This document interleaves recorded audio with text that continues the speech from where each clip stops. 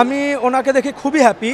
এরকম লেভেলের একটা লেফট উইঙ্গার আমরা খুব বেশি এক্সপেকটেশনে ছিল আমাদের, যে পারফর্ম করবে রেগুলারলি, খুব ভালো ক্রস করে, সে খুব ভালো কাটব্যাক করে, এই জিনিসগুলো আমরা চাচ্ছিলাম, যেটা আমরা তার থেকে পাচ্ছি, যেটা ফাহিমের মধ্যে মিসি। অবশ্যই কনভার্ট করা যেত, but it's a part of the game, miss করবেই, মিস হবেই, বাট ভবিষ্যতে যেন ওই জিনিসগুলোকে আমরা রিকভার করতে পারি, এটা আমাদের ট্রাই করা উচিত, যেন রেগুলার গোলগুলো করতে পারি।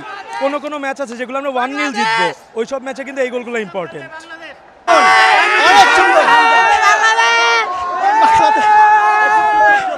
হামজা চৌধুরী খেলা দারুণ খেলেছে এবং ফাহিমুদুল ইসলাম সবচেয়ে নাইস খেলছে। সিঙ্গাপুর আমাদের সাথে কোনো পাত্তা পাবে না ভাই, এরকম পারফরমেন্স যদি থাকে ফাহিমুদুল হামজার কন্ডিশন, সিঙ্গাপুর পাত্তা পাবে না, উইন, বাংলাদেশ উইন করবে। অনেক অসাধারণ, এক কথা অসাধারণ উপভোগ করছে, অসাধারণ।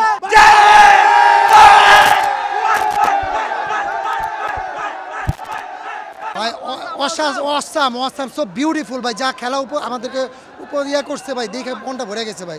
আমরা অধীর আগ্রহে বসে আছি যে স্বামীর সোম কখন আসবে, আমরা তার জন্য আমরা অপেক্ষা করছি। আমরা চাই যে তাদের হাত ধরে বাংলাদেশ একদিন বিশ্বকাপ খেলবে।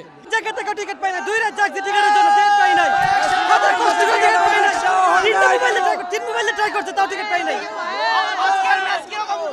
আজকে আলহামদুলিল্লাহ ভালো লাগছে, সবার খেলা দেখতে পাচ্ছি, 2 রাত হয়েছে। হামজা চৌধুরী অনেক ভালো খেলেছে। ডিফেন্স আরেকটু আমি মনে করি যে ইমপ্রুভ করলে ভালো হয়, বিশেষ করে আমরা যখন আসলে পাসিং ফ্রম দ্য ব্যাক খেলতে যাই, তখন একটা শেকিনেস আমি দেখতে পেয়েছি ডিফেন্সের মধ্যে আজকে, এবং স্পেশালি সিঙ্গাপুরের সাথে যদি ফান্দি ব্রাদার্স খেলে, তাদেরকে আটকানো আসলে ডিফেন্সের একটা বড় একটা চাপ হতে পারে যদি আমরা একটু কনফিডেন্টলি না খেলি ডিফেন্সে। আমি বলবো এটা খুবই টাইট একটা গেম হবে, এবং আমরা যদি ফান্দিকে স্কোর করা থেকে আটকাতে পারি, যেটা আমি বিশ্বাস আমরা পারবো, তবে সেই ক্ষেত্রে আমার একটা অবজারভেশন আছে, আমি মনে করি সিঙ্গাপুরের সাথে ম্যাচের জন্য আসলে আমাদের ঘরোয়া সেন্টার ব্যাক 2 জন চ্যাম্পিয়ন দলের, তাদেরকে আসলে আমরা ব্যাকআপ হিসাবে হলেও স্কোয়াডে রাখা দরকার ছিল। এবং কারণ আমাদের যদি তপু বর্মন বা কেউ যদি বাই চান্স তারিখ আল্লাহ না করুক যদি বাই চান্স ইনজুর্ড হয়, তাদের জায়গায় ব্যাকআপ আমরা খুব সাভার করতে পারি, এবং লেফট ব্যাক রাইট ব্যাকের কথা সত্যি আজকে লাস্টের দিকে আমরা দেখতে পেয়েছি একটা ইনজুরি, একটা সংখ্যা একটা দেখা দিয়েছিল। আল্লাহ না করুক যদি জিনিসটা সিরিয়াস হয়ে যেত, তখন আমাদের ব্যাকআপ প্ল্যানে খুব সমস্যা। আমি মনে করি একটু ডেপথ বাড়ানো দরকার আমাদের ডিফেন্সে। আই ওয়াজ অলওয়েজ মানে বিগ অ্যাডমায়ার মিতুলের, এবং মিতুল হচ্ছে আমি বিশেষ করি যে এই বয়সে সে যা পারফর্ম করতেছে, তাকে রেগুলার বেসিসে খেলাইতে হবে, চান্স দিতে হবে, এবং সে আস্তে সেখান থেকে আরও শিখে ভবিষ্যতে আরও ম্যাচে যখন হবে স্পিচলেস।